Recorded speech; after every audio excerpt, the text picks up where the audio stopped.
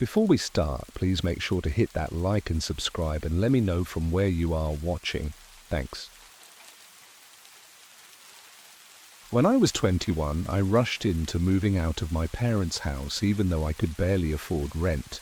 I was fixated on independence and spent months browsing Facebook housing groups and sketchy roommate boards until I found a post for a room in a house on the edge of a small Utah town, not far from an old fenced-off radar tower that hadn't been operational since the 80s.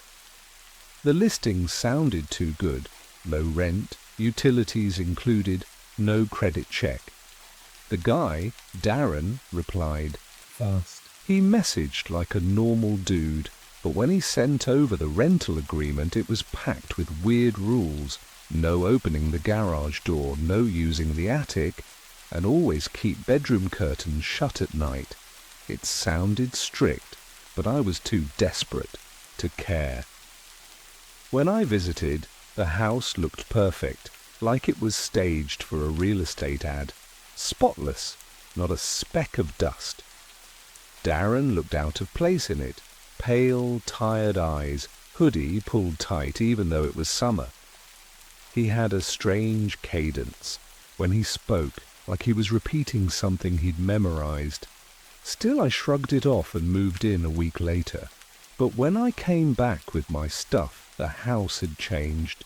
The staged furniture was gone. The place was empty except for a beat-up couch in the living room and that same strange burnt plastic smell I hadn't noticed before. I asked Darren about the missing furniture, and he didn't even acknowledge the question, just launched into rambling talk about being glad the environment was cleared for resonance. I had no idea what he meant. He barely stayed in the house. Over the next few weeks I saw him maybe twice, always coming in super late, 2 or 3 a.m., then gone again by morning. Sometimes I heard him talking downstairs, but it wasn't like he was on a call. It sounded like one-sided conversations filled with static. Once, I crept to the stairs to listen and swear I heard 2 voices, his and something else deeper, slower, like it didn't belong in a human throat. Every time I asked where he was going or what he did for work, he gave vague answers like maintenance or signal decoding. I assumed he was just unstable, until the night he banged on my door. It was exactly 2:12 a.m. He was shouting my name, pounding so hard the frame shook. I opened the door, and he was drenched in sweat, pupils blown wide, mouth trembling. "Do not leave your room," he said with a shaky voice, then slammed the door shut. I stood there frozen, listening to him go downstairs. Moments later, I heard something heavy being dragged across the floor, followed by a rhythmic tapping, metallic but wet-sounding. I crept out and followed the noise to the kitchen, where a muddy smear trailed across the floor toward the garage. I tried the garage door, but it wouldn't open. Something was blocking it, and from the other side, I heard it, a low, droning hum, followed by a soft clicking that made my spine tighten. Then a sound I can only describe as breathing, but not. From lungs, like something with a ventilated core. I ran, got into my car and called the cops. By the time they arrived, Darren was gone. So was the trail on the floor. But the police found something. The garage had scorch marks, tight, spiraling burn circles etched into the concrete. And worse, the attic held an old receiver array wired to a wall panel filled with broken switches and one glowing red light. They said it was broadcasting an encrypted signal on an unknown frequency. I overheard one officer say the pattern matched Desert Interference Case Nugget 34 from 2006. That meant nothing to me. but the way they handled it made it clear this wasn't the first time something like this had come up. It turned out Darren didn't own the house. He'd been squatting there. The documents he gave me were forged, and his ID led nowhere. There was no official record of him after 2019, but police linked him to several other rental scams in remote towns, all ending the same way. He'd vanish, and weird burn patterns would be left behind.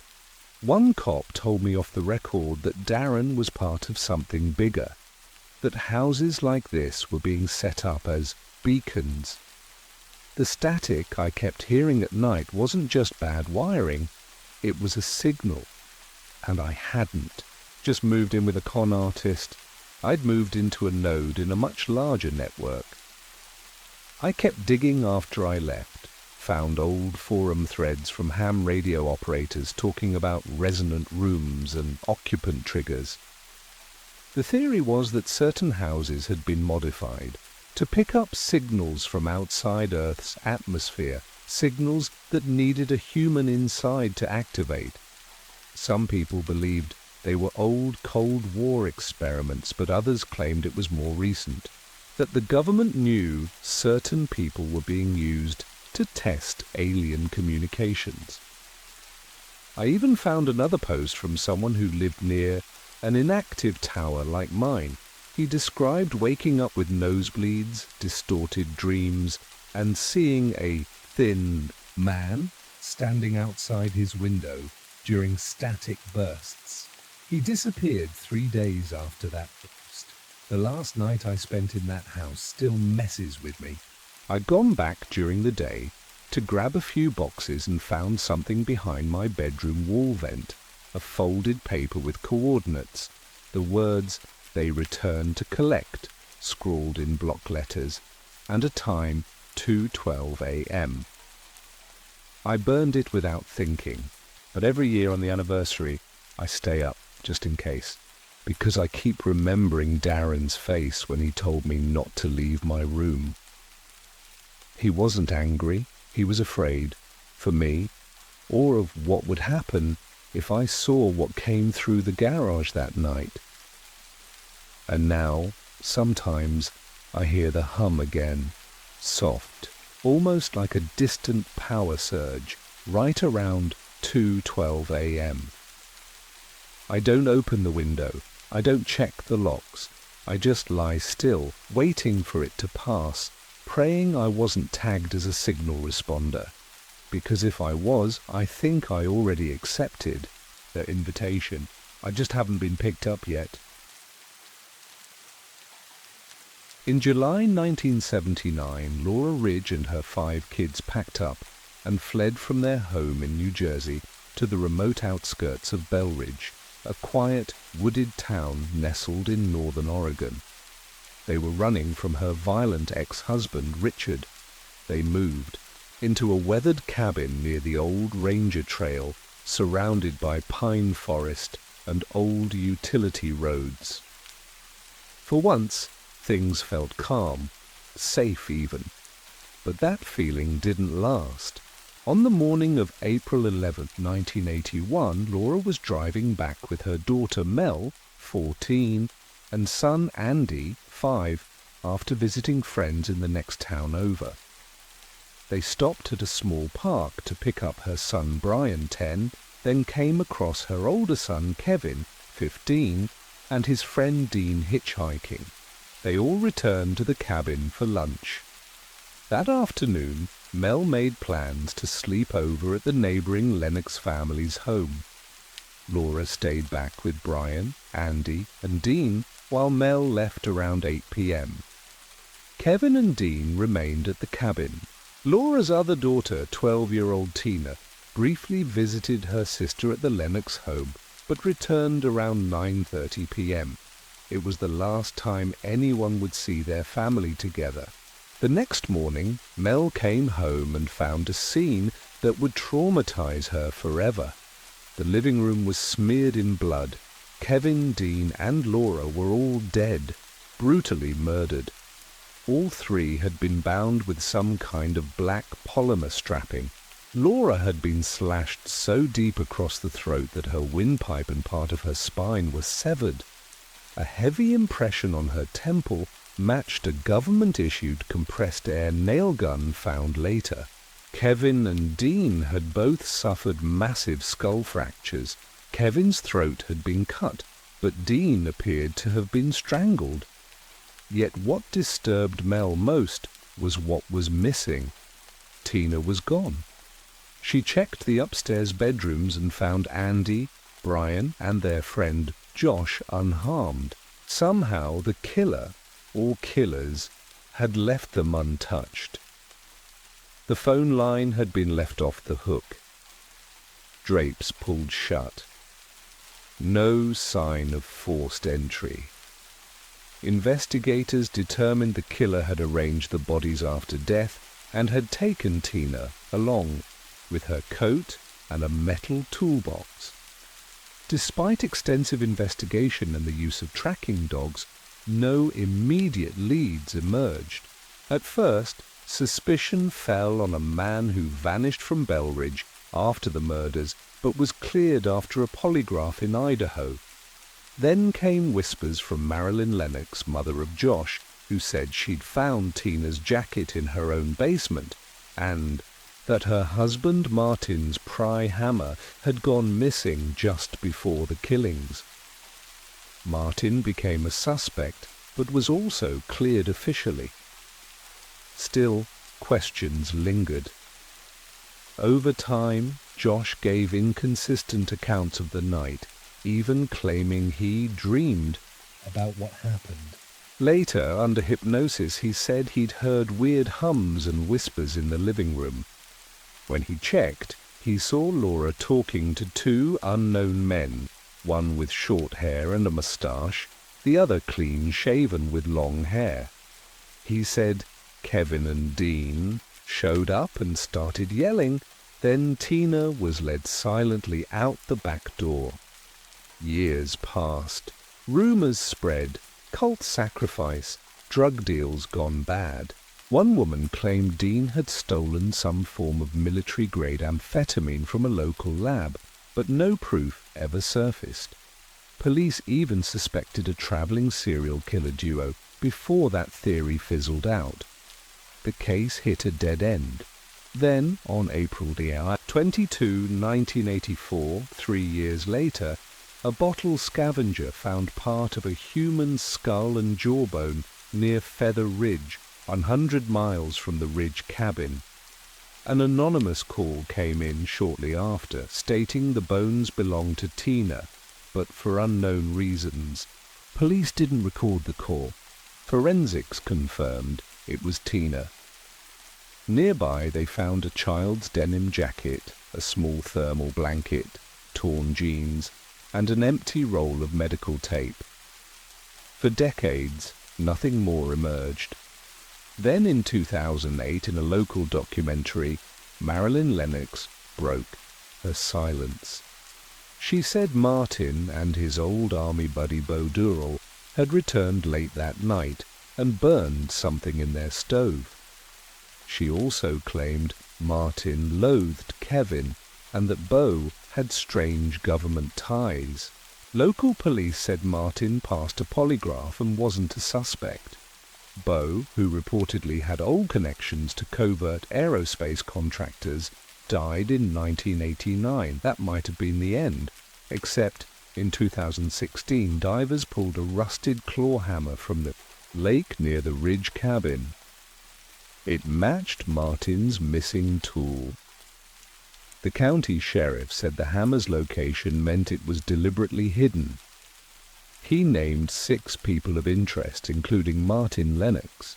Around that same time, letters written by Martin were uncovered, one of which said, "I paid for your love in full, 4 lives worth." A therapist who once counseled Martin told authorities he admitted to killing Laura and Tina, but insisted he didn't harm the boys. Martin allegedly said Tina had to die because she saw too much. Finally, in 2018, DNA taken from tape at the scene matched a living suspect. Although no charges have yet been filed, the evidence points heavily toward human collaborators working under the influence or protection of a larger force. Some believe the real horror wasn't just the murders, but what the Ridge family stumbled onto. In recent years, whistleblowers have hinted at aerial anomalies over the Bell Ridge area in early 1981. Objects tracked briefly by local NORAD facilities, but scrubbed from records. Some locals have come forward anonymously, saying they saw something huge land in the forest the night of April 11th. These claims were dismissed at the time, but with the recovered tape, missing time reports, and mutilation-style injuries that mimic other UFO encounter cases, many now believe the Ridge murders weren't random, they were a silencing. And Tina, who vanished without a trace, may have been the real target all along. As for me, I live a few counties away now, but I grew up in Bell Ridge. I knew the Ridge family. I remember the sirens, the sealed-off cabin. And I remember what my father said, an old forest ranger who never talked much about that night. He said, what came through those woods wasn't meant to be seen by people. And the ones who saw it either vanished or died. It was the summer of 1981 when the idea of going camping out in the Nevada basin came up. Kevin, my closest friend since trade school, had been losing his mind over his job. He was stuck doing data entry for some airstrip logistics firm near Carson City. Our mutual buddy Dave was hauling freight at a depot, and I was working odd maintenance gigs between Reno and Tonopah. We were all tired, worn down, and desperate to get out of town, even just for a weekend. None of us had money to blow on plane tickets or a beach trip, and nobody could coordinate more than a few days off. So we settled on camping, cheap, simple, and far enough away to feel like we were somewhere else. Kevin suggested a place called Callahan Basin, about an hour and a half southeast of Fallon. I'd never heard of it, but Kevin had been there once, with his dad, said it was dry, remote, full of weird salt rock formations and a natural spring or two.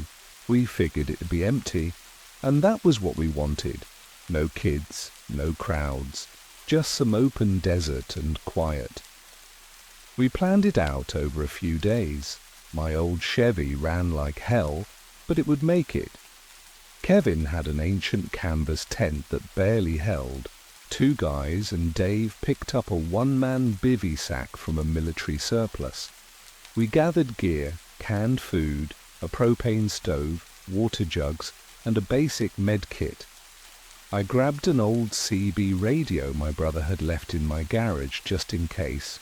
Kevin snagged some old Forest Service maps, though most of Callahan wasn't marked well. On Friday, around 3 p.m., we hit the road, the car crammed with gear, and music cranked up, old Springsteen and some Hendrix. By 5:30 we were on dirt roads, and half an hour later we were bouncing into the basin over a narrow trail that barely looked like it saw use. No cell towers, no people. Nothing but scrub, shale, and wind. We picked a spot near a dry creek bed.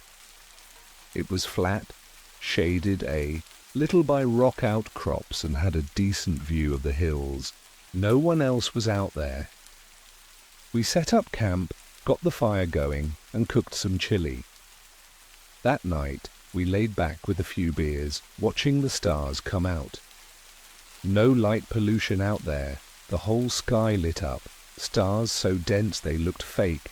Kevin pointed out a few satellites drifting by, and I remember joking that it was aliens watching us. Dave laughed and tossed a rock toward the fire, but Kevin just stared at the sky a little too long. "I saw something weird out here with my dad once," he said, "like a shimmer, way off over that ridge. Thought it was heat distortion. But it wasn't hot that day." We didn't think much of it. The next morning we hiked toward that ridge, just to stretch our legs. Dave brought his camera. The place felt untouched, brittle trees twisted by wind, strange rock stacks that didn't look natural. About 3 miles out we found a depression filled with white, powdery soil and streaks of black glass, like something had burned into the ground decades ago. No vegetation, no tracks. Kevin didn't say a word, but he looked uneasy. We snapped a few photos, then headed back. That night was colder. We ate by the fire, told stories, and Kevin finally said he'd had dreams about that place as a kid. Nonsense about tunnels underground and people without mouths. I figured he was just messing with us. Around 10, we turned in. Kevin and I shared the big tent, and Dave crawled into his sack about 30 feet away. I fell asleep fast, exhausted, but something woke me before dawn. Cold air, way too cold for the season, and a strange low hum that made my teeth ache. I reached for the flashlight and saw the tent flap was open. Kevin's bag was empty. His boots were gone, but his coat was still in the corner. I checked my watch. It was 4:17 a.m. I figured he'd gone to relieve himself, so I lay back down. But minutes passed. No sounds, no return. I called his name softly. Nothing. Worried, I zipped up and stepped outside. My breath fogged up in the air, and everything was deathly quiet. No wind, no bugs. I scanned with the flashlight, but the beam looked strange, almost like it wasn't cutting through the air the way it should. Dave stirred in his bivvy and sat up, asking what was going on. I told him Kevin was missing. We both got dressed, grabbed lights, and started looking. We searched around camp, calling his name. The farther out we went, the more wrong things felt. Our voices sounded flat, like the air was sucking them down. Maybe 10 minutes into the search, we saw Kevin's hat, that beat-up Oakland A's cap. He wore all the time, caught on a branch near a small rock formation. 50 feet later, we found his socks, then his jeans, his shirt, all laid out as if he'd taken them off one by one and just walked away. Dave looked freaked. "You think He sleepwalked? I shook my head. Kevin wasn't like that. We kept going, sticking together. After maybe another 100 yards, we saw something ahead. Something lying flat in the dirt. I thought it was Kevin. I ran up, flashlight aimed down, and stopped. It looked human, but not exactly. It was male, pale, and completely hairless. No eyebrows, no stubble, nothing. Its limbs were too long, the chest too smooth. The head was missing, clean gone, but there was no blood, no trauma, just a rounded neck stump like it had never had a head to begin with. I started shaking. Dave turned away, dry heaving. The air around us buzzed again, louder now. I looked up and froze. Above us, maybe 200 feet up, hung a black triangle, enormous and silent. It had 3 glowing edges, each light white as lightning, but making no shadow. It hovered without a sound. Then the middle of it began to pulse, and another light came down, straight onto us. I don't remember what happened next. Just this loud pressure in my head like my skull was filling with fluid. Then darkness. When I woke, it was daylight. Dave was gone. Kevin was gone. All the gear was packed up like we never used it. The fire pit was cold, No trace of anything from the night before. I staggered toward the car. Everything was still there, except the CB radio, which was gone. 20 minutes later, Dave stumbled back into camp, barefoot, bleeding from one ear, mumbling Something about a tunnel and blue lights. he had a lump behind his left ear, small and hard, like metal under the skin. We drove straight to Fallon, went to the sheriff. They didn't believe a word of it. They filed Kevin as a missing person, but kept circling back to the idea that we had a fight or were covering something up. There was no evidence, no prints, no trace of Kevin anywhere in the basin. We told the truth, left out the ship in the sky, but they didn't buy even our cut-down version. For weeks we waited. No one found Kevin. No tracks, no blood, no body. The site we described, the burned ground and black glass, wasn't there when search teams looked. Even the photos Dave took were gone from his camera, memory cards erased. Over the next year, Dave changed, got paranoid, said they were still watching him. He moved to Alaska, changed his name, stopped talking to people. I tried to stay sane. Therapy helped, sort of, but the dreams haven't stopped. Kevin, walking, away from me, naked, skin pale and glowing under a weird white light. He turns around. No face, no head, just a blank curve where it should be. I haven't camped since. Won't go near the desert. That place out near Callahan isn't on any Official maps now. I checked, like it got erased. But I know what happened out there. We weren't alone. We saw something that doesn't want to be seen. And whatever it was, it took my friend. They never found Kevin, never found his clothes, and they never found the truth. But I remember everything. In June of 1976, my name was Jonathan Kelly, and I was a technician for the FAA out in rural Wisconsin. I'll never forget the Whitaker incident. It's burned into my memory like a scar. The Whitakers were this picture-perfect family from suburban Illinois. David, a polished magazine publisher with more charisma than sense. Linda, his elegant wife, and their 4 kids, Michael, 19, Brian, 16, Ethan, 12, and Emily, the youngest, at just 7.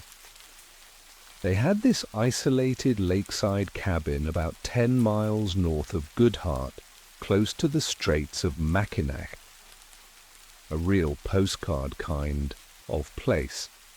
They called it Clearbend.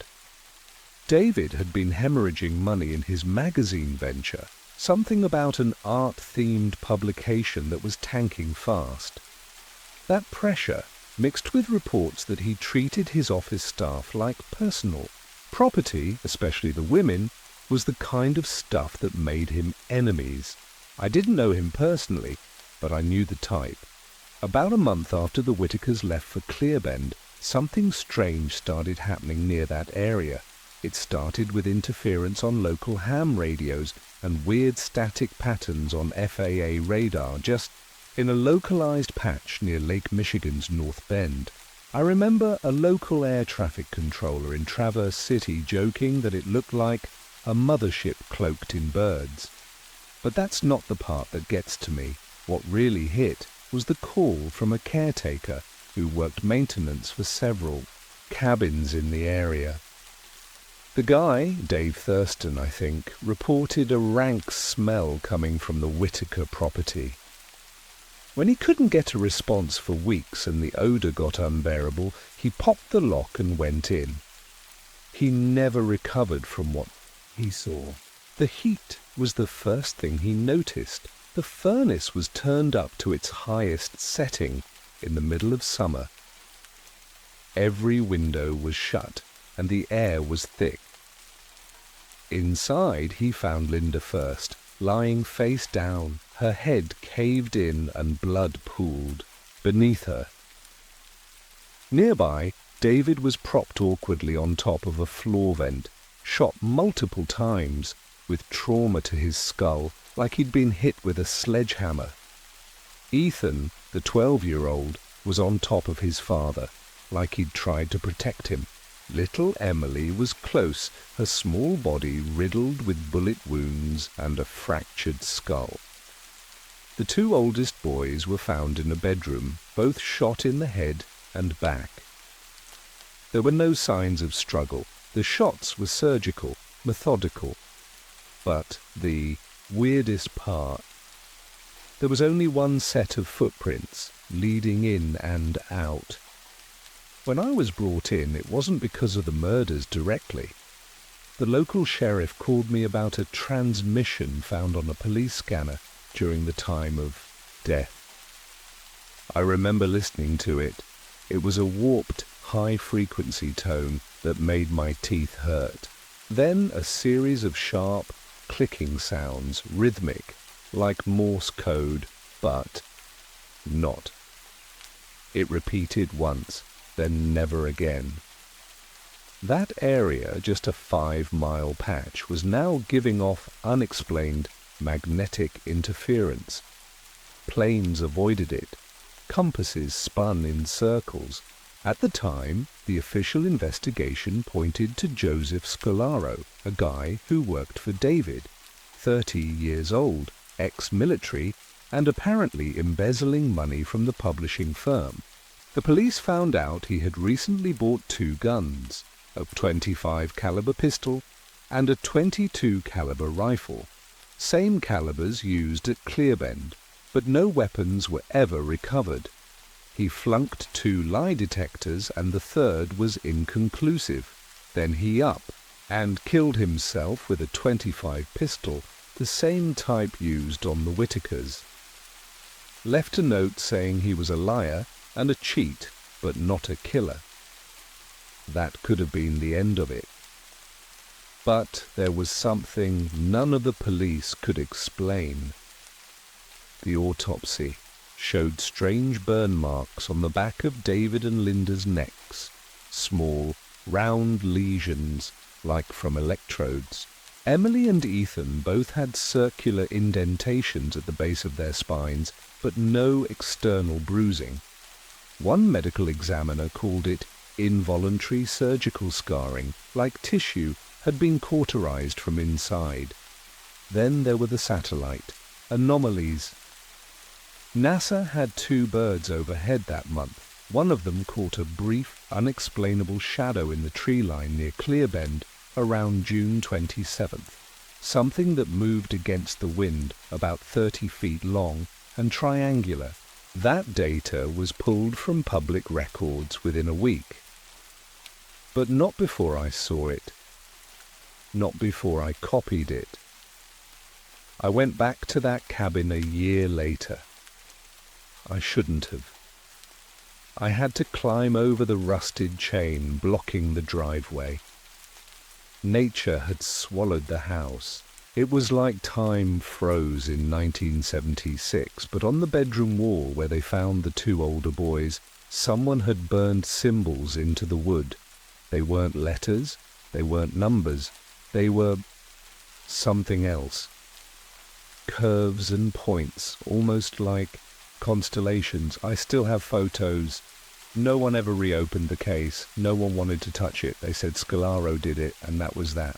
But here's what I believe. David Whitaker crossed a line. Maybe he published something he shouldn't have. Maybe his magazine got too close to something. Maybe one of those mistreated employees was carrying more than resentment.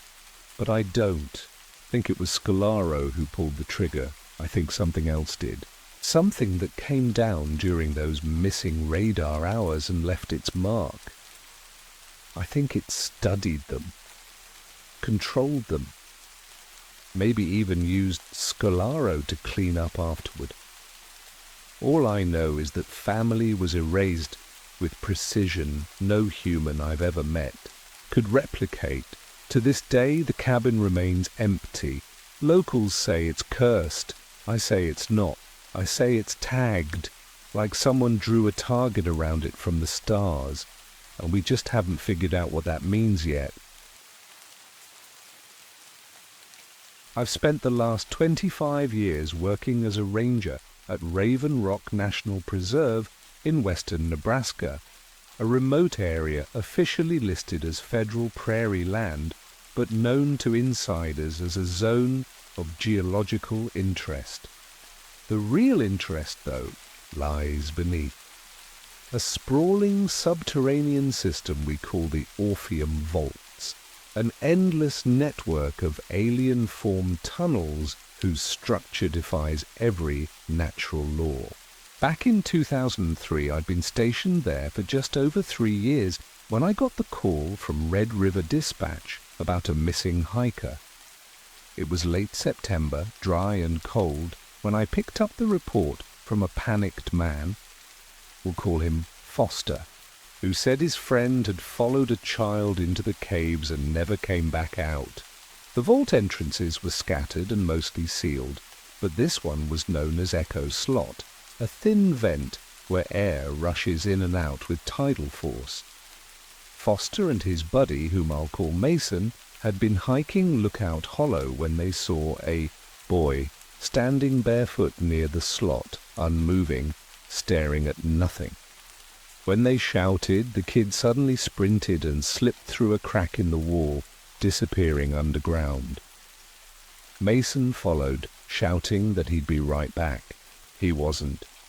Foster waited, then crawled a few feet in, calling for him. No response. He ran 2 miles to get a signal. I called in SR and 2 contract specialists with clearance for unexplored tunnels. When we arrived, Foster was shaking, kept, repeating that the kid had no whites in his eyes, just black from lid to lid, like deep oil. We entered Echo's slot at dusk, 8 of us with helmets, air sensors, and flares. The first hour turned up a torn strip of blue nylon from Mason's jacket, and a clay-smudged handprint too large to be his. The trail veered off mapped paths into the anomaly zone, parts of the vaults we hadn't charted because compasses spin there and battery gear fails. We found a flattened water bottle and a boot scuff beside a reflective pool called Glass Lake. On its still surface floated thin sheets of translucent mineral, but under it we could see movement, like shadows swimming beneath rock. We pressed deeper. One specialist said the echo signatures were off, like the walls were sponge mapping our voices and replaying them a second late. Then came a smear of blood, fresh and red, across a low tunnel wall. In a cramped chamber, the size Of a coffin, we found gouges and deep claw marks and Mason's glove shredded at the fingers. We thought maybe he panicked, but the contractor said no, those grooves went in like something had pulled him through. That night, on surface watch, I saw lights flicker inside the sealed mouth of the cave. Not flashlight beams, thin, drifting threads of bioluminescent blue like underwater algae. One of the specialists got disoriented and wandered off path, whispering names we didn't recognize. We pulled him out just before he collapsed. His blood work later showed altered dopamine levels and short-term memory spikes like he'd lived. Through weeks, not hours, over the next 5 days we pushed further, fighting terrain that felt wrong. Walls that pulsed with heat, tunnels that changed diameter depending on where you stood. We mapped Mason's probable route with chalk and GPS, but the same marks vanished hours later. On day 6, a new tunnel appeared where there was none before. Inside it we found a hiking boot buried in clay, upright like it had been placed. No body. Just the boot, clean. The air there was cold and wrong-smelling, like copper and ammonia. On day 7, a specialist with Argus Systems claimed he saw Mason standing in the dark, but said he looked stretched, longer, leaner, mouth too wide. Mason didn't speak. He just turned and disappeared into a fissure that seconds later was gone. That was the last straw. The search was called off. Mason was officially declared lost in a geophysical anomaly. Months later, a contractor scanning a side tunnel picked up a faint EM signal, an active transmission on an unused channel. When they decoded it, the audio was garbled but repeated one phrase every 16 seconds. "Help me reset." We archived it, but no one ever traced the source. I still work here, still walk past Echo's slot, still hear strange hums when the wind cuts. But I don't go in anymore, not unless I'm ordered to. Because those vaults aren't just caves, they're part of something older than us. Not built, but grown. Not hollowed, but alive. And whatever took Mason that day didn't just want a body. It wanted a copy. You ever see something in the middle of nowhere that just doesn't sit right? Not dangerous exactly, just wrong. That kind of ancient, gut-level wrong that makes you freeze before you even know why. That's how I felt when I saw the marker. I was driving a back route through Nevada, heading home to Reno after a dead-end visit with my dad in Phoenix. It was mid-August, and the heat was brutal. The AC in my '97 Bronco had quit outside Beatty. My phone had been dead since the last gas station. No signal, no GPS, no music. Just me and the static buzz from an old CB unit I never removed. I'd been on a service road, just a thin dirt strip between low hills, when I saw it. Off to the right, maybe 40 feet out, a stack of bent metal sheets and coils, shaped like an obelisk, with bones wedged between them like spacers. Something glinted at the base. Maybe a lens or coin. I got out, don't know why, and the moment I did, the wind stopped, dead. Everything went still, and I heard a faint hum coming from the structure. The glint was a pendant made of a strange metal and etched with patterns like circuitry. Beside it was what looked like a photo, silver-backed, showing a woman in the desert holding a round object. I picked up the pendant and the hum spiked. The wind slammed into me, the photo disintegrated, and when I turned around, the road and my truck looked off, like I'd crossed into somewhere else. I ran back, shoved the pendant in my pocket, and drove without stopping. The shadows warped, the sun dropped fast, and then I saw her, the woman from the image, standing still by the road. I slammed the brakes, and she vanished. The CB crackled for the first time all trip, a distorted voice muttering something ending with, "Shouldn't have touched it." I slept in the truck that night, wrapped the pendant in a towel, but it buzzed faintly, like it was alive. The next day I found a town that wasn't on my map. No signs, no people, except a diner with an open sign buzzing. Inside, a woman poured me coffee and said, "You touched it." When I asked how she knew, she said I needed to return it before they finished the link. Then I heard the scraping, slow, dry, outside. Nothing was there. Then I blinked, and the woman from before was right at the sidewalk, mouth open in a silent scream, eyes black and glossy. The pendant burned through my pocket. I ran again. The CB spat out fragments, coordinates, warnings, recordings of my own voice. I started dreaming. Aerial views of buried structures sinking underground, people like me planting pendants, eyes blank. At dawn I found the marker again, or another one just like it, and threw the pendant back. Everything stopped. Time snapped back like a rubber band. I made it home. Phone worked, truck was fine. But now electronics glitch. Clocks spin. Microwave melted. I wake up, standing at the back door, and there's always something out in the dirt. Dragging, scraping. Last night, the pendant was back on my nightstand. I didn't bring it in, but I think the sink isn't over. I think I've been marked. And she's still coming.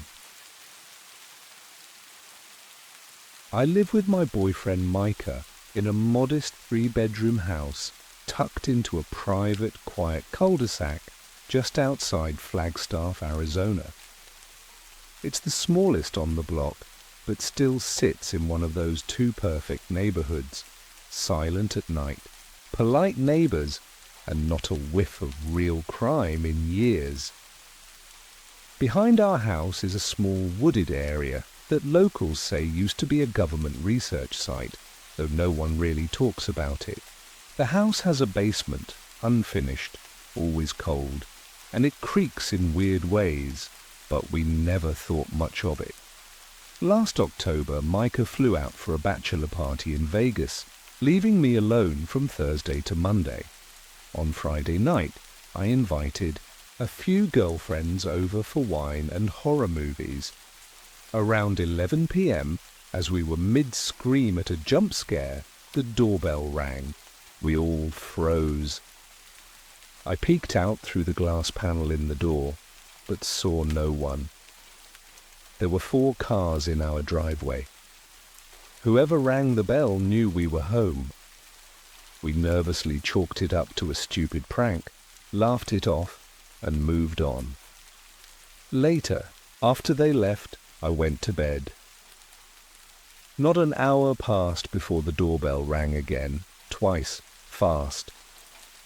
It was just after 1 a.m. I called Micah, who was too drunk to be much help. He told me to stay put. As I lay there, trying to slow my breathing, I heard it, a faint mechanical clicking noise. Then a knock at my bedroom window. A man's voice, oddly neutral, said, "Hey, I need some help out here." I didn't respond. He knocked again. "I know you're home." That line shattered any illusion of safety. I whispered a call to 911, too afraid to speak normally. The police showed up quickly, but the officer in charge was dismissive, rude, and barely searched the property. Said there was nothing they could do without proof. I spent the rest of the night curled in bed, clutching a knife under the covers. Saturday came and went. That night I helped a friend set up her Halloween party. I dressed up as Velma, she was Daphne, and the party went late. I left around 1:15 a.m. and hadn't even taken my shoes off when I noticed something off at home. It was freezing. I walked toward the dining room and found the window wide open. Then I saw the basement door open. I crept toward it, heart racing, and heard the clicking again, soft and steady, coming from below. I stood at the top of the stairs, peering into the dark. The clicking stopped. Then a voice from the shadows said, "You're finally home." I slammed the door shut and ran to my neighbor's, banging until he opened up. I called the police again, same 2 officers. This time, with a witness beside me, the taller one behaved a bit better. They searched the house, found nothing. I stayed at my sister's place for a few days. When I returned, I decided to thoroughly clean the basement for peace of mind. That's when I found it, wedged behind a shelf, half buried in dust. A smooth, metallic disc, warm to the touch, pulsing with a faint green light. It let off the same clicking sound I'd heard before. I didn't tell Micah, I just hid it in a shoebox and stuck it in the attic. That night, I had a dream. I was frozen in bed, unable to move. Above me hovered a figure, grey skin, long limbs, eyes like polished obsidian. It pressed the disc to my forehead and said, "You're waking up." I jolted awake with a sharp pain in my skull and a tiny red welt on my forehead. I sprinted to the attic. The box was empty. I started setting up cameras. I checked the footage each morning. For the first week, nothing. Then on the 8th night, I watched something crawl out of the basement at 3:12 a.m. Not walk, crawl, smooth, almost insect-like, low to the ground. It moved toward the attic stairs and disappeared. I never heard it, never saw it in person. But the cameras caught it. I sent the footage to Micah. He came home early. The next night we slept in shifts. I took the 2 a.m. to 6 a.m. shift, just. Before dawn I saw movement in the hallway, fast and silent. I grabbed the camera and followed. The thing was gone, but in its place, just outside the basement door, was a second disc, identical. This one clicked differently, higher pitched, faster. When I touched it, my nose started bleeding instantly. Micah demanded we call someone, FBI, military, anyone. I uploaded the footage online anonymously. The post was removed in 10 minutes. Then our internet died. Our phones lost signal. Our neighbors said the power outage was city maintenance, except our power never went out. Only our house was affected. The next day, a black SUV parked on the corner of our street. 2 men in suits walked past our house twice, once in the morning, once at night. They didn't stop, didn't knock, just looked. Micah wanted to leave the state. I agreed. But before we could go, the attic light came on. We never turn it on. When Micah climbed the ladder, he found a note, scrawled in tight handwriting on a torn scrap of cardboard. You were selected. Departure window active. Do not resist. That night, all the clocks in the house stopped at 3:12 a.m. Outside there was a hum, low and thunderous, and light through the trees. Blue, cold light. We shut every curtain. The light moved across the backyard, then vanished. When we looked, again, the SUV was gone. No tracks, no tire marks, it just disappeared. We still live in the house, but we're preparing to leave. The discs, there are 4 now, keep reappearing in different places. We don't know what they want, but I think they're testing us. Watching. Waiting for something. Maybe they're not just observing anymore. Maybe they're ready. And maybe so am I. Jared and I had always been obsessed with going off-grid ever since we were kids growing up in rural Idaho, where the nearest real town was over an hour away. By the time we hit our 20s, hardcore camping was our ritual. No tents, no gear beyond knives, ponchos, and just enough food to survive the first couple of days. We'd hunt, fish, and move light.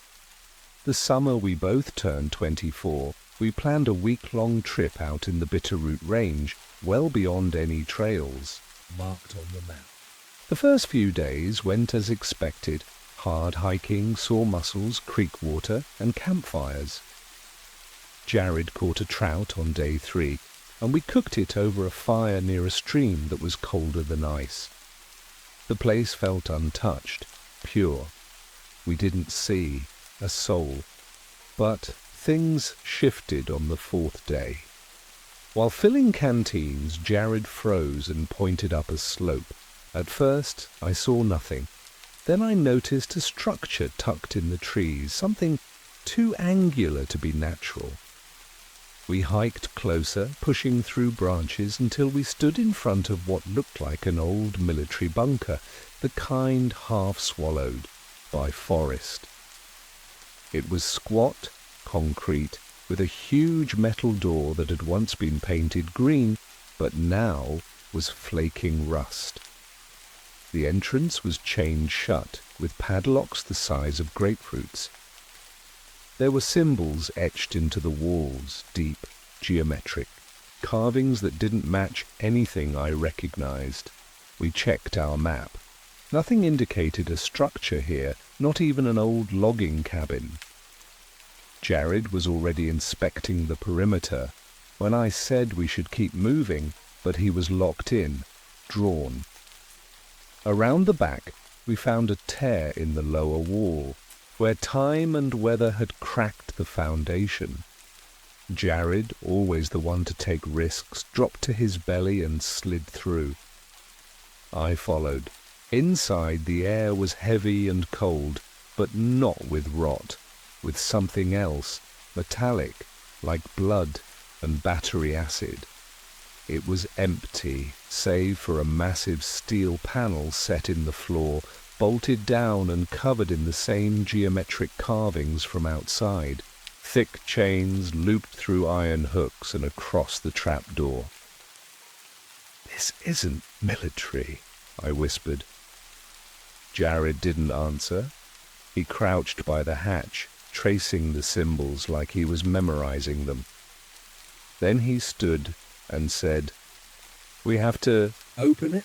I thought he was joking. He wasn't. He said he felt like something was down there, something calling to him. That's when I noticed his nose was bleeding. He hadn't even realized. I pulled him back, told him this was insane, but he snapped at me, shouted something about needing to know. That's when I knew something was wrong. Jared wasn't like this. Not even when drunk or high. I dragged him outside. We argued. We even shoved each other. I finally pinned him against a tree and screamed at him to look at me, and suddenly he snapped out of it, like waking from sleep. He blinked, wiped the blood, and asked what had just happened. We packed our stuff fast and left that place behind without saying another word. But the trip wasn't the same after that. Jared complained of headaches.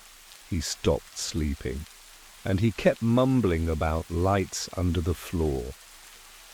2 nights later, while camped by a ridge, I woke up to find him gone. I panicked and ran through the woods, yelling for him. I finally found him standing naked in the clearing, arms at his sides, eyes rolled back, staring into the sky. I grabbed him and shook him until he gasped like he'd been underwater. He didn't remember how he got there. We hiked out the next morning in silence, took the long drive home, and tried to laugh it off over beers. We called it the hatch, a joke we used to deflect the weirdness, but I couldn't shake it. I started researching. No bunker on record in that region, no old bases. The symbols didn't match any military markings, closer to crop circle geometry than anything I'd seen.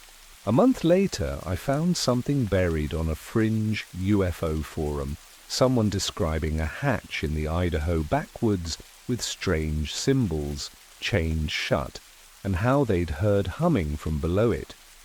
The post was deleted a day later. I didn't tell, Jared.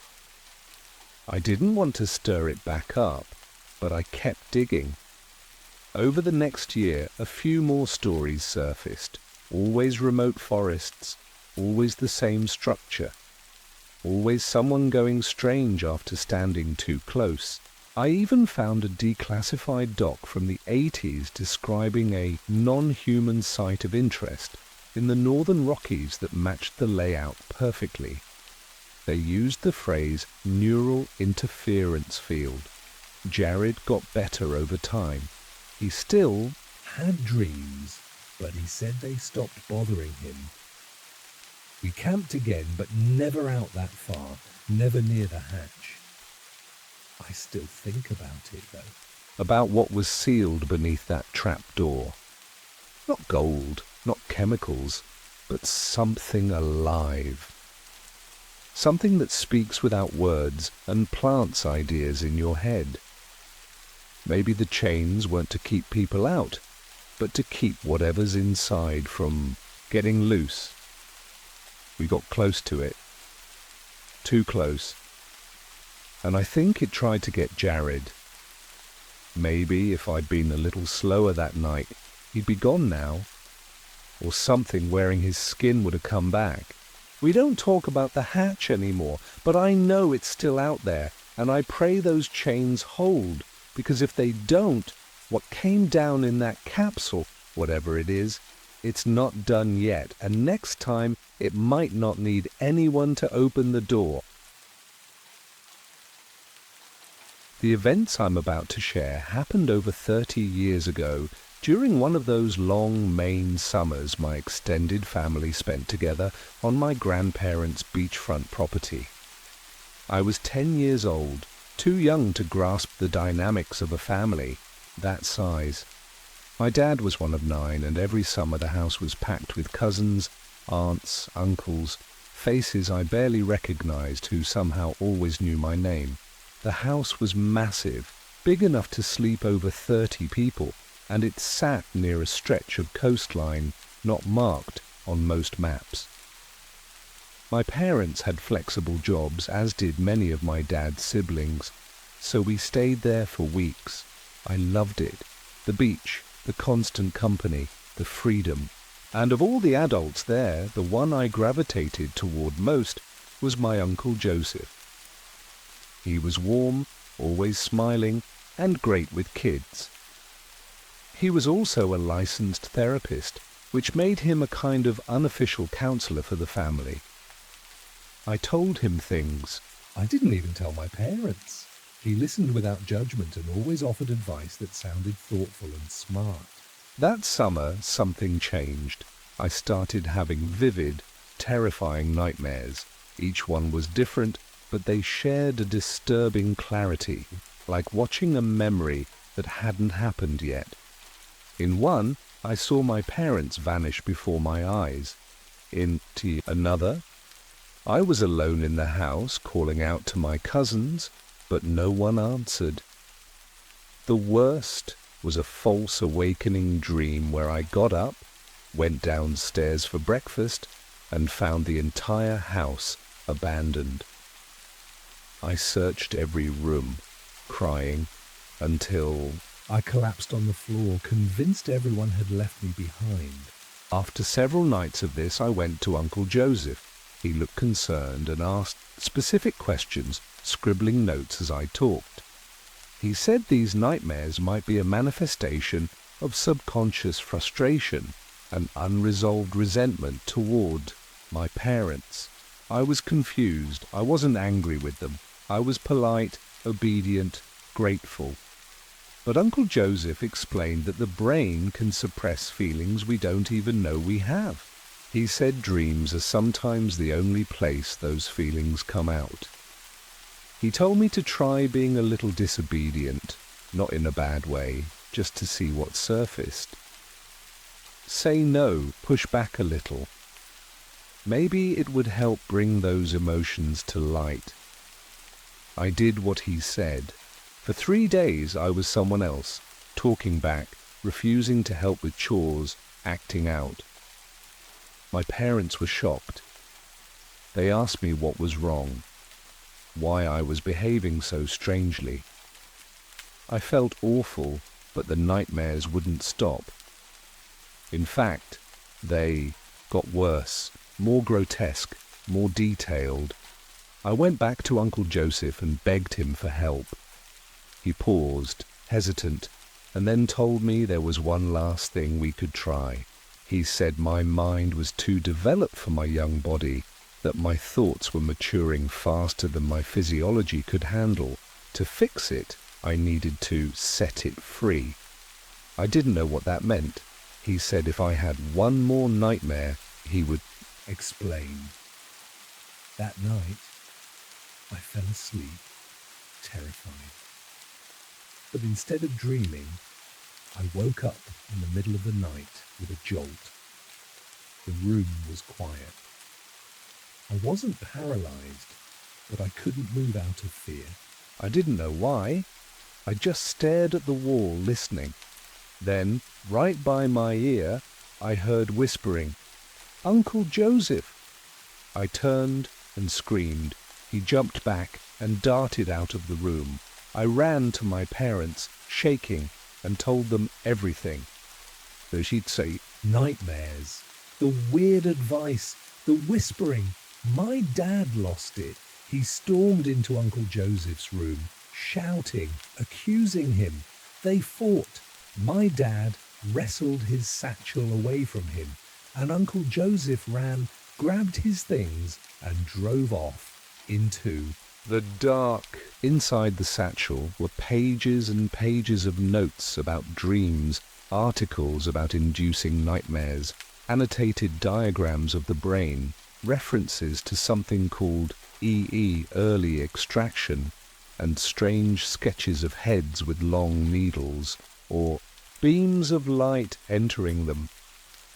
The police were called. They searched his computer and found even worse. Records of children, family members, neighbors, kids at his practice, who'd suffered from nightmares just like mine. One file, labeled only JD10, matched my exact experiences down to the detail. He hadn't been helping me, he'd been studying me. They arrested him, but that wasn't the end of it. Here's where things get worse. A few days later, a man came to the house. He said he was with the Air Force. He didn't wear a uniform, but he had ID and knew things he shouldn't have. My full name, birth date, even the exact dates of my nightmares. He said they needed Uncle Joseph's materials for national defense research. My dad refused. The man left, but that night the beach house was broken into. The satchel and everything inside it was gone. My grandparents decided we wouldn't return to the beach house again. The next summer it was sold. I haven't been back since. Over the years, my parents would only say that Uncle Joseph got what he deserved, but I overheard them talking once when they thought I was asleep. My mum said he wasn't working alone. She mentioned a place called Sight Echo. My dad told her to never say that name again. I tried looking it up once in college, but nothing came up. Just some conspiracy forums talking about black site alien research in coastal areas. Now I'm in my 40s and sometimes the dreams come back. I'll be walking down a hallway that's too narrow, hearing voices that sound familiar but speak in a language I don't understand. I'll wake up sweating, feeling something just behind me, like I narrowly escaped being taken.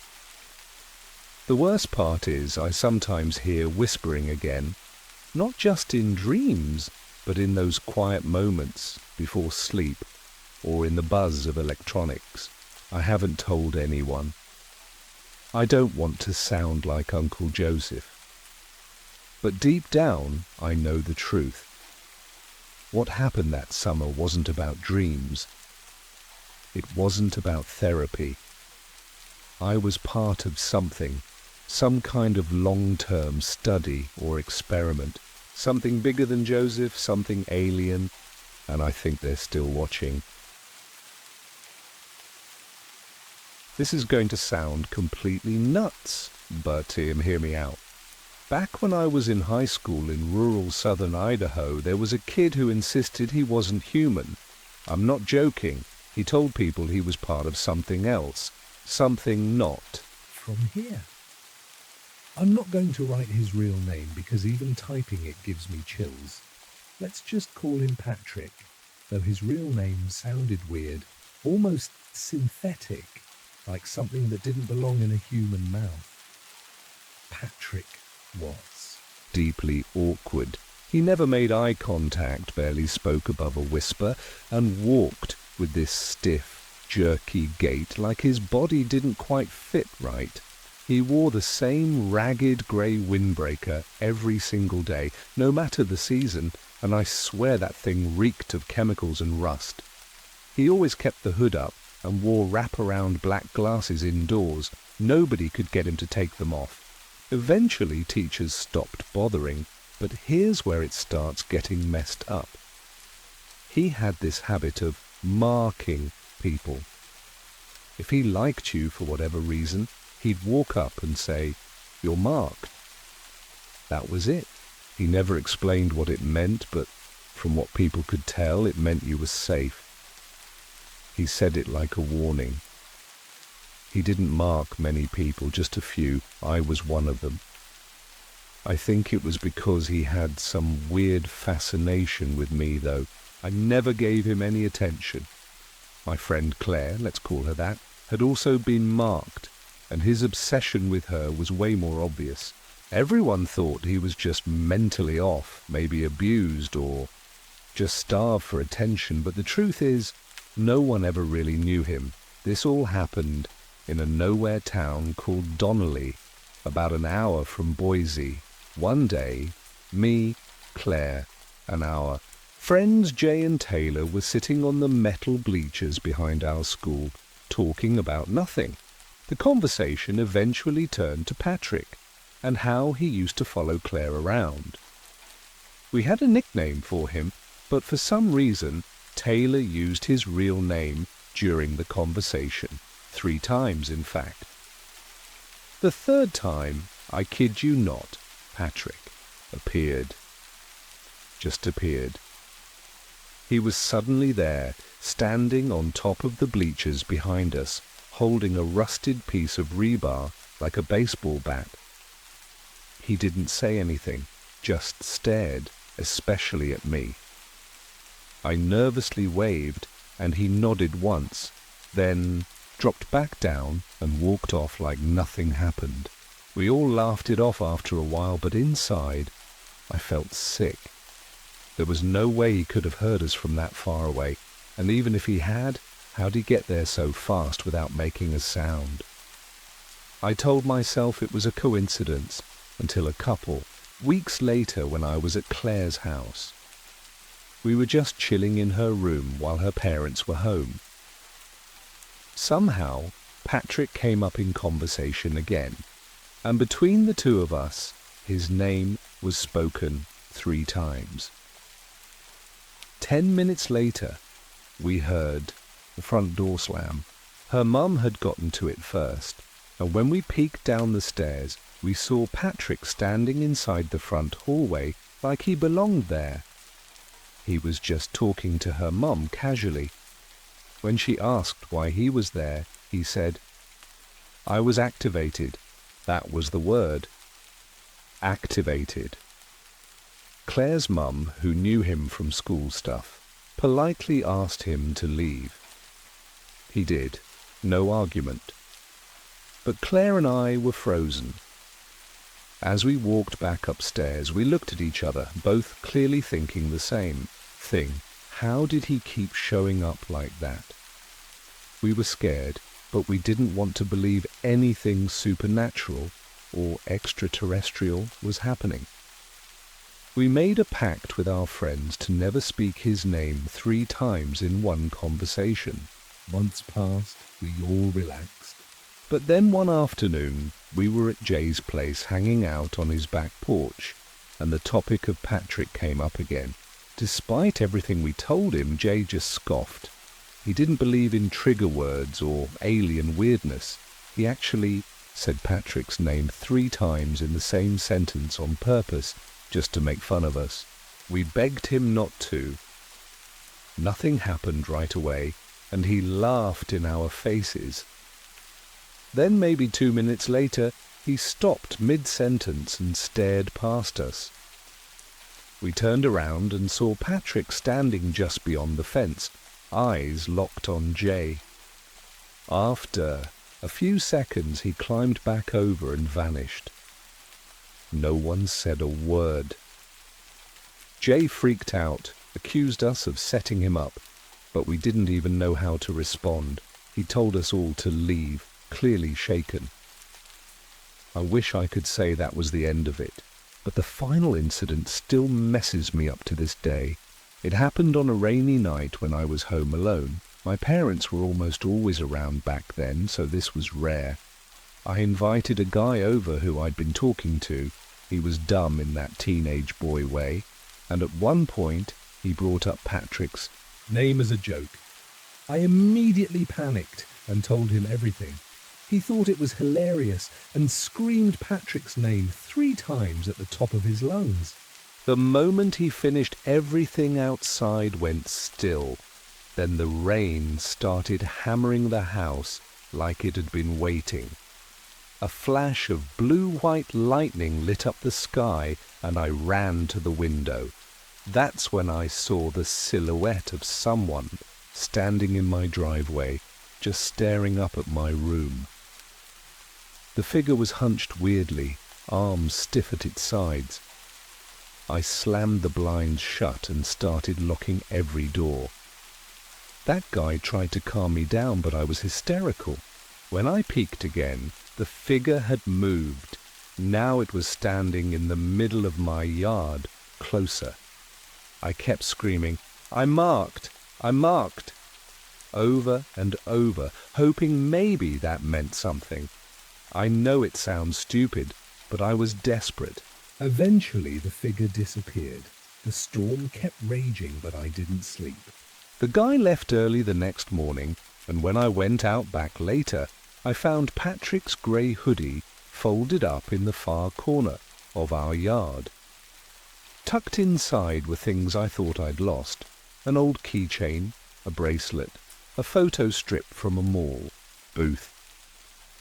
I never gave him any of that. That afternoon, Patrick didn't show up to school. He never came back, ever. No one knew where he went. No cops came around. No missing posters. Nothing. It was like he was just recalled, extracted. Some kids later said they'd seen Patrick crouching near vents or behind lockers just listening. One guy swore he found weird burn marks behind his shed after saying Patrick's name too many times. I've had a lot of time to think about it since then, and the only thing that makes sense is that Patrick wasn't entirely human. Maybe a hybrid, maybe some kind of test subject gone rogue. The way he moved, the way he always knew where to be, like he was triggered by his name or drawn in through some psychic link. None of it felt normal. And the way he vanished? That wasn't just a runaway situation. I think whoever, or whatever, was using him decided he wasn't useful anymore. I don't know if he was one of them, or if they were just controlling him, but I do know this. When someone tells you they aren't human, don't laugh. Listen. And for the love of God, don't. Say their name 3 times, not unless you're ready for what comes next. This might sound strange, but bear with me. Back in high school in the desert town of Armitage, Nevada, about 10 miles from a decommissioned Air Force listening post, there was this kid named Nolan, or at least that's what we called him. His real name was something unpronounceable, like a code or designation. He claimed he wasn't human. He said he was a recon unit, sent ahead from a place orbiting past Neptune. He always wore the same grey hoodie, always smelled like burnt plastic and static, and never once took off his sunglasses, not even during tests or gym. Teachers stopped asking. His voice was flat and mechanical, and his stare didn't track, like a person's. It was like he was looking through you, calculating something. He didn't make friends. Instead, he would randomly adopt people. One day you'd be walking to class and he'd stop you and say, "You're adopted." That was it. It meant something. He'd stop watching you after that. Everyone said being adopted by Nolan made you invisible to him. I was one of those people. So was this girl Tessa, who he clearly fixated on. I always thought it was just a creepy crush, but later I'd realize it felt more like data collection. One afternoon, we were hanging out behind school on the dugouts. Me, Tessa, Clay, and Bry. And somehow we ended up joking about Nolan's obsession with Tessa. We usually avoided saying his real name, but Bree slipped up and said it 3 times. I swear to you, the moment she said it the 3rd time, Nolan was just there, on top of the dugout, staring down at us with a steel rod in his hand. He didn't climb up. We didn't hear footsteps. He was just there. I waved nervously and he Gave me the smallest nod before jumping down and disappearing behind the building. We laughed it off, trying to seem cool, but we were all freaked out. Weeks later, it happened again. I was at Bree's house. Her parents were home. We were in her room talking and, again, said Nolan's real name 3 times. 10 minutes later, the front door slammed. We figured it was just a friend showing up. Bree's house was open door like that. But when we got to the living room, Nolan was standing there with her mum, just talking. He told her he was drawn by the transmission. That's what he called it. A transmission. Her mum, weirdly calm, asked him to leave. He nodded once and walked out the door. We ran upstairs. in full panic. 2 incidents, same pattern. Say his name 3 times and he appeared. We started calling it the protocol. We told our friends. Most believed us. One didn't. Mitch. A few months later, we were at his house and the topic came up. Despite all the warnings, Mitch smirked and said Nolan's name 3 times in a row. Nothing happened. He laughed at us. But 3 minutes later, Nolan climbed silently over Mitch's backyard fence. He didn't say anything, just stood there, watched, then disappeared back over the fence. Mitch accused us of setting it up, but we hadn't. He was so shaken he made us all leave. After that we were extra careful. Until the night Nolan really Scared me. I was home alone, rare for me, and had a guy over. we were talking in my room when he brought up Nolan. I begged him not to say the name. He didn't listen. He said it 3 times, loud and slow, like a dare. The lights flickered. The temperature dropped. Outside, the rain suddenly picked up, like something had torn open the sky. I rushed to the window. Nolan was standing in the middle of my driveway, head tilted up at my room. I couldn't see his face, but I knew. I slammed the blinds shut and ran downstairs, locking every door. A second later, he was in the front yard, still, motionless, like a signal receiver waiting for instructions. I screamed, "I'm adopted!" over and over, not knowing what else to do. I knew he wouldn't hear me, but maybe he'd understand. The guy with me came downstairs, tried to help, but I couldn't stop shaking. We looked again, and he was gone. The storm kept raging. I Didn't sleep. The next morning, I found his hoodie in the far corner of our yard, soaked through. Inside were a few items I'd lost over the past year, personal things. Jewelry, a pen, a broken phone case. Like he'd been cataloguing me. I didn't call the cops. I didn't tell my parents. I just waited. But Nolan never showed up to school again. He was gone. No news, no transfer, no explanation. Some kids claimed they saw him watching from a distance, but he never came back. Looking back, I don't think Nolan was a kid at all. I think he was something sent ahead, an observer, maybe a scout. I think his real name was a trigger, a kind of homing signal. Every time we said it, it activated whatever connection he had to his origin. Maybe he wasn't dangerous, just tracking us. Or maybe the adopted were tagged to be ignored, while the rest were targets for collection. I don't know, but I do know this. I haven't said his name since, and I never will. Last year, I moved into an old rental farmhouse tucked deep in the woods of northern Oregon, far from the city and close to the base of a decommissioned military listening station. My new job was fully remote, so I didn't need to stay in a crowded apartment anymore. At first, the quiet was a relief. Nobody around, just me and the trees. But that isolation didn't last. One afternoon, someone knocked on my door. It was the first time anyone had come by since I moved in.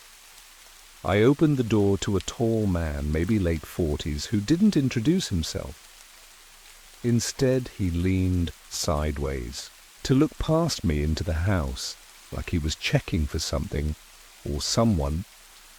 I stepped in front of him to block his view and asked what he wanted. He didn't answer. He just turned around and walked away, heading down the long gravel driveway before getting into an old truck and driving off. That night I stayed home, still weirded out. At about 9 p.m., while I was watching TV, I muted it because I thought I heard voices outside. Sure enough, I caught muffled talking coming from my backyard. I looked through the blinds and saw two figures. One of them held a long metal rod, and the other just moved slowly behind him. They weren't using flashlights and seemed to move like they already knew the area. They reached the side of the house and I lost sight of them. A few seconds later, there was a knock at my front door. Loud, slow, deliberate. I looked through the peephole and saw a man wearing a hat that shadowed his eyes. He didn't say anything, just looked over toward the side of the house and then back at the door. I yelled, asking what he wanted, but he didn't respond, just stood there. I ran to grab my phone to call the police. But before I could finish dialing, a banging noise erupted from the back door, like someone was trying to smash it in. I looked and saw the same man from earlier, swinging the metal rod against the door. He looked straight at me, paused, and bolted into the trees. I was frozen for a second, torn between hiding or calling for help. I chose both. As I dialed 911, I heard another loud strike, this time at the side window. But as soon as the dispatcher picked up, all the noise stopped. It was completely silent until the police showed up. When they arrived, they managed to catch the man who'd knocked at the door. He hadn't run. It was the same guy from earlier that day, but he denied everything. Denied trying to break in, denied knowing anyone else, denied making any noise. The officers didn't buy it either. There were dents and cracked glass on the windows and door frames. Still, he gave them nothing. Weeks went by and he never revealed anything about why he was there or who he was working with.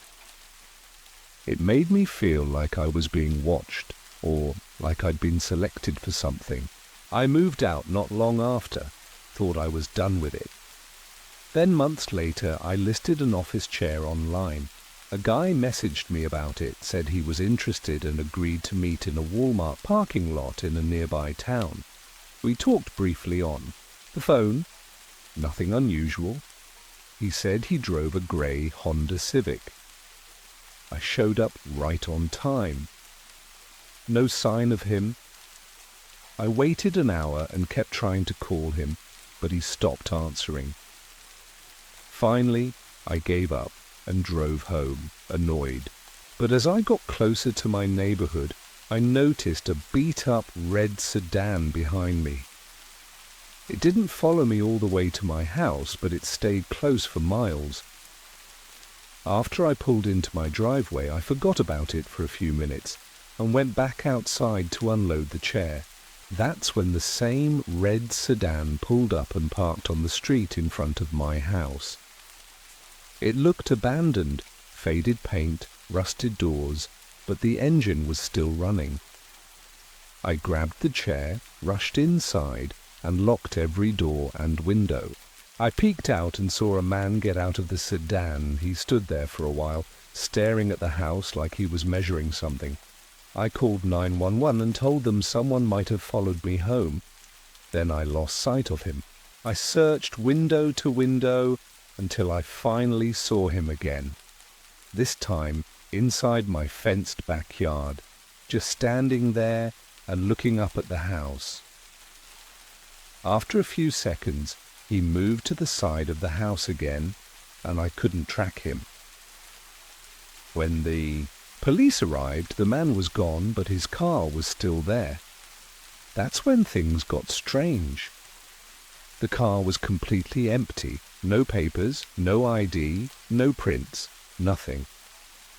The VIN number traced back to a junkyard where it had supposedly been scrapped years ago. The police were unsettled too.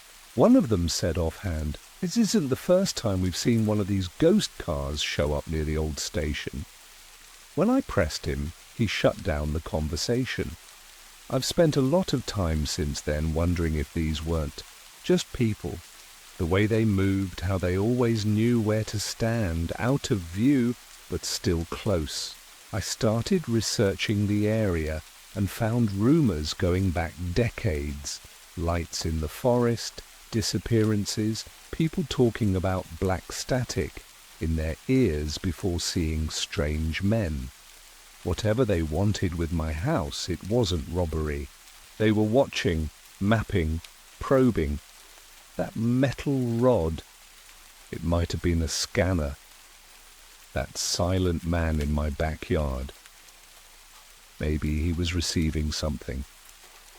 The guy at my door both times, the same blank face, the same silence, almost like a drone. I don't think they wanted to hurt me that night. I think they were testing if I was ready. I've moved again since then, farther south, more people around. But I still sometimes hear the static, just faint in the background of the quiet, like a warning I'm being searched again, and I keep wondering if next time they'll step inside. When I was 18, right at the start of the pandemic lockdowns in 2020, I was still living in San Antonio, Texas. Schools were closed, businesses were shuttered, and most people were hunkered down inside. But my friends and I, we were doing the exact opposite. With nothing but time and no rules to follow, we started going out more than ever, exploring abandoned buildings, sketchy back roads, and haunted places around town. I've always been into urban exploring and creepy locations. I've had a gun pointed at me. I've run into cults in abandoned factories, even had a homeless guy follow me for 4 blocks muttering in Latin. But nothing, and I mean nothing, has ever messed me up like what happened one night in a patch of woods just outside the city. Around that time, I'd started seeing this girl from my school, Clarissa. We hadn't been dating long, but she was curious enough, or maybe just like me enough, to tag along when I asked if she wanted to explore a nature preserve at 3 a.m. It's called Eisen Hollow, about 20 minutes outside the San Antonio metro area. During the day, it's all family picnics, joggers, bird watchers. But at night, the whole area goes pitch black, and cops usually block it off.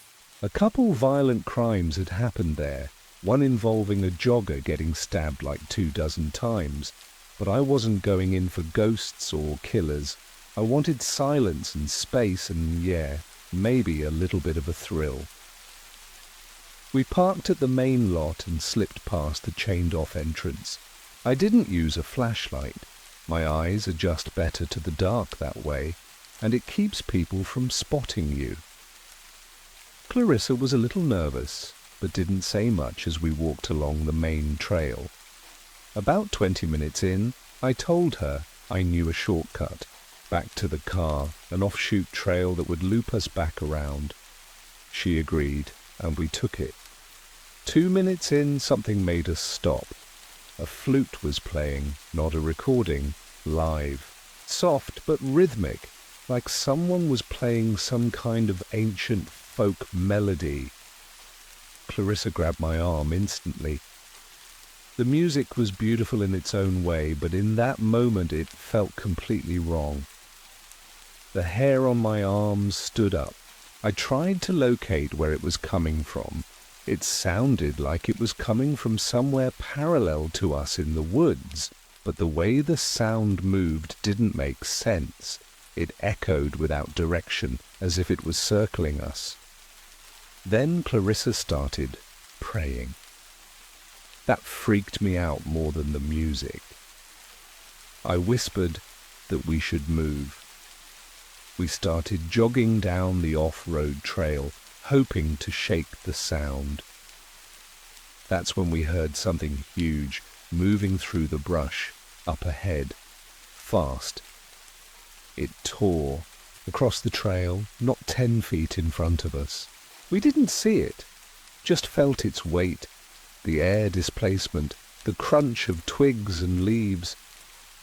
It wasn't a deer. I've seen plenty of those. This was different.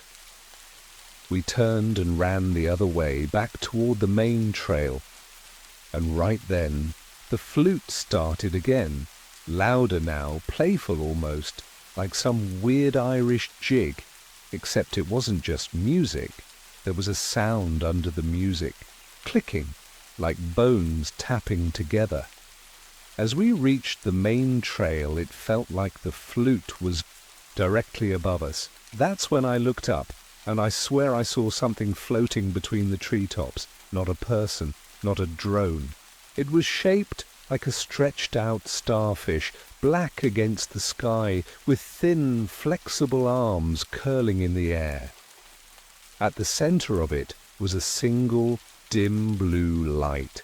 I didn't say a word. I just grabbed Clarissa's hand and ran. We sprinted down the cement path, and the flute started to distort.